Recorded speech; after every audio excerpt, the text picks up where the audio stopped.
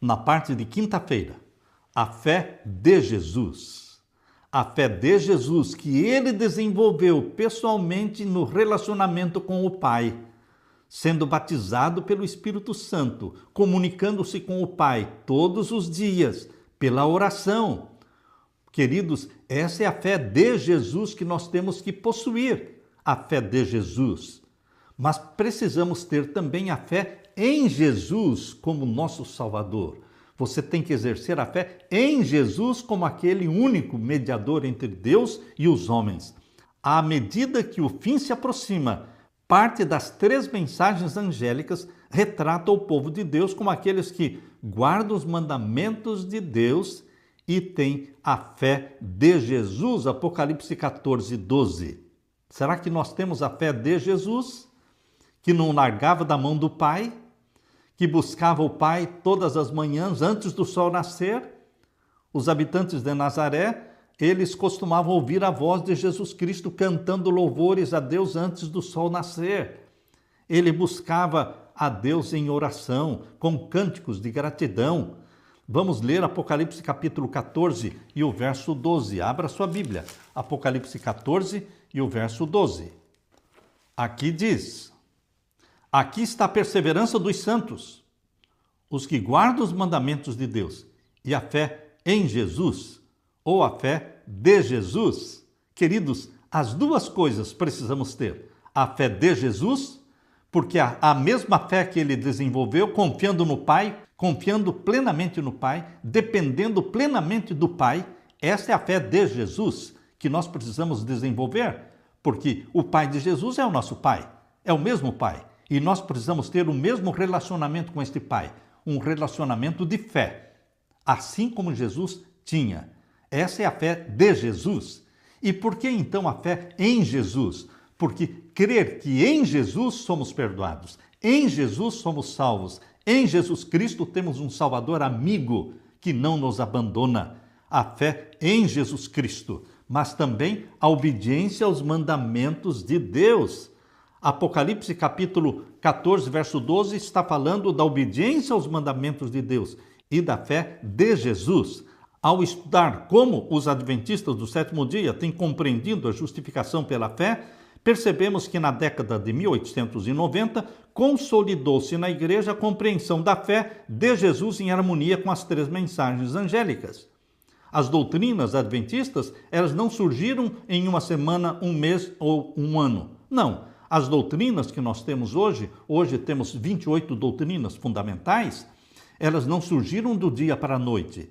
Foi resultado de muito esforço e estudo bíblico, muitas horas e muitas noites passadas estudando a Bíblia, discutindo e debatendo para chegarem à conclusão das 28 doutrinas básicas. E a justificação pela fé em Jesus Cristo não foi diferente. Na Conferência de Minneapolis, em 1888, houve muita discussão, algumas acusações, algumas ofensas foram feitas verbalmente entre os palestrantes. Ali estavam Wagner, Jones, Armand White, e ali estavam também os líderes da Conferência Geral. E Wagner e Jones e Ellen White estavam defendendo a justificação pela fé, mas não era uma doutrina amadurecida. Ainda estavam dando muita ênfase na lei de Deus e existia muito legalismo. Portanto, meu querido irmão, depois desta conferência de Minneapolis, em 1888, é que a doutrina da justificação pela fé foi sendo amadurecida gradualmente, ao ponto de presidente da Conferência Geral, tesoureiro, secretário e todos os líderes abraçarem a justiça pela fé. Será que Deus já revelou plenamente tudo o que ele tinha para revelar? Ainda não. A revelação de Deus era progressiva e é progressiva e sempre será progressiva. Mesmo no céu, nós vamos continuar aprendendo. Deus vai continuar revelando coisas que nós não sabemos, porque a revelação de Deus é gradual e progressiva. Ellen White resumiu dizendo: os mandamentos de Deus têm sido proclamados. Falando daquele tempo, da conferência de Minneapolis, os mandamentos de Deus têm sido proclamados, mas a fé de Jesus não tem sido proclamada pelos adventistas do sétimo dia, como de igual importância. Existia um desequilíbrio, porque eles estavam dando muita ênfase na lei de Deus, que está correto, mas não estavam dando maior ênfase na fé em Jesus Cristo, que é sumamente importante na salvação, a fé em Jesus Cristo. Por isso ela diz: os mandamentos de Deus têm sido proclamados, mas a fé de Jesus Cristo não tem sido proclamada pelos adventistas do sétimo dia, como de igual importância a lei e o evangelho andando de mãos dadas. Mensagens Escolhidas, volume 3, página 142. Embora Hebreus capítulo 11 dê o nome de homens e mulheres de Deus que tiveram grande fé, ninguém teve uma fé comparável à de Jesus, que viveu em plena comunhão com o Pai, dependendo do Pai plenamente. Ele não tinha planos para si mesmos, ele obedecia os planos do Pai. Essa era a fé de Jesus que você precisa desenvolver. Ele dá para você esta fé dele. Mas como é que ele vai dar essa fé dele para você? Se você tiver a fé nele. Se você tiver a fé nele, você vai receber a fé dele. Aleluia, aleluia. Mateus capítulo 26, versos 36 a 42 é um exemplo de como era a fé de Jesus Cristo. Abra sua Bíblia, Mateus 26, e vamos ler os versos 36 a 42. Aqui diz: em seguida, Jesus foi com eles a um lugar chamado Getsêmane e disse aos seus discípulos: sentem-se aqui enquanto eu vou ali orar. E levando consigo Pedro e os 2 filhos de Zebedeu, começou a sentir-se tomado de tristeza e de angústia. Então lhes disse: a minha alma está profundamente triste até a morte. Fiquem aqui e vigiem comigo. E adiantando-se um pouco, prostrou-se sobre o seu rosto, orando e dizendo: meu Pai, se é possível, que passe de mim este cálice. Contudo, não seja como eu quero, e sim como tu queres. Esta é a fé de Jesus. É uma fé que não faz planos para si mesmo. É uma fé que depende inteiramente da vontade do Pai. É uma fé que expressa a vontade própria, mas coloca a vontade do Pai acima da vontade própria. Jesus disse: se possível, passa de mim este cálice, vontade própria. Mas não seja como eu quero, vontade de Deus. Ou seja, esta é a fé de Jesus que você precisa ter. Se você tiver fé em Jesus, você vai receber de Jesus a fé de Jesus, que é essa confiança plena no Pai Celestial. E diz aqui o verso 40, e voltando para os discípulos, achou-os dormindo e disse a Pedro: então nem uma hora vocês puderam vigiar comigo? Vigiem e orem, para que não caiam em tentação. O espírito, na verdade, está pronto, mas a carne é fraca. Retirando-se pela segunda vez, orou de novo, dizendo: meu Pai, se não é possível que este cálice passe de mim sem que eu o beba, faça-se a tua vontade.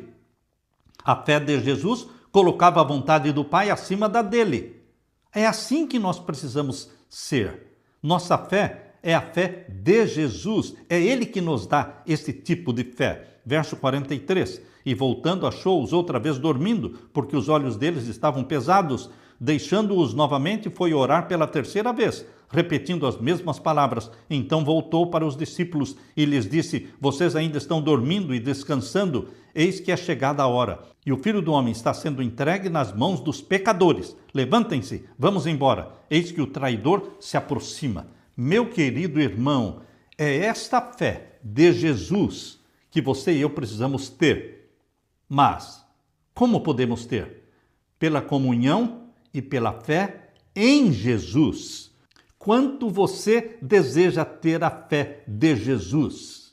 Quanto você exerce da fé em Jesus? O que vem primeiro? A fé de Jesus ou a fé em Jesus? O que traz a sua salvação? Inicialmente, para você ser salvo, você precisa ter a fé em Jesus como Salvador seu, único mediador entre Deus e os homens. E então, você aceitando a Jesus como Salvador, você exerceu fé em Jesus. E agora você pode receber de Jesus a fé de Jesus, aprendendo a viver na dependência do Pai, não fazendo planos para si mesmo, mas deixando que o Pai faça os planos para você. E o Pai vai revelar para você cada dia, cada manhã, os planos e a agenda do dia.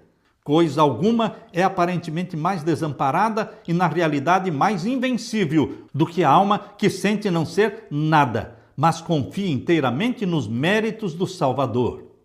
Coisa alguma é aparentemente mais desamparada, mas por outro lado é invencível. Por quê? Porque esta alma que confia inteiramente nos méritos do Salvador, ela se torna invencível diante das tentações de Satanás. Pela oração, pelo estudo da palavra de Deus, pela fé em sua constante presença, a mais fraca das criaturas humanas pode viver em contato com o Cristo vivo, e ele a segurará com a mão que nunca a soltará. Jesus Cristo vai segurar você com mãos que nunca vão soltar você. Aquele que vem a mim, de maneira nenhuma eu o lançarei fora. Venha Jesus Cristo, meu irmão, exerça a fé em Jesus Cristo e receba a fé de Jesus, que é inteira e completa submissão ao Pai. Aleluia! Deixe-me orar com você. Pai querido que estás nos céus, te louvamos pelo Salvador Jesus Cristo. Te louvamos pela salvação em Jesus Cristo, pela fé que exercemos em Jesus como único mediador entre Deus e os homens. E agora queremos que o Senhor nos dê de presente, através do Espírito Santo, a fé de Jesus, uma fé totalmente dependente do Pai Celestial, uma fé que nos faz levantar de manhã em comunhão, em louvor e adoração a Deus, aprendendo do Senhor a agenda do dia, inteiramente dependentes do Pai Celestial, não fazendo planos para nós mesmos, mas aceitando os planos do nosso Pai Celestial, assim como Jesus. Esta é a fé de Jesus. Obrigado, Pai amado, batiza-nos com o Espírito Santo, em nome de Jesus pedimos. Amém e amém. Deixo com você, meu irmão, minha irmã, a paz de Jesus. Amém.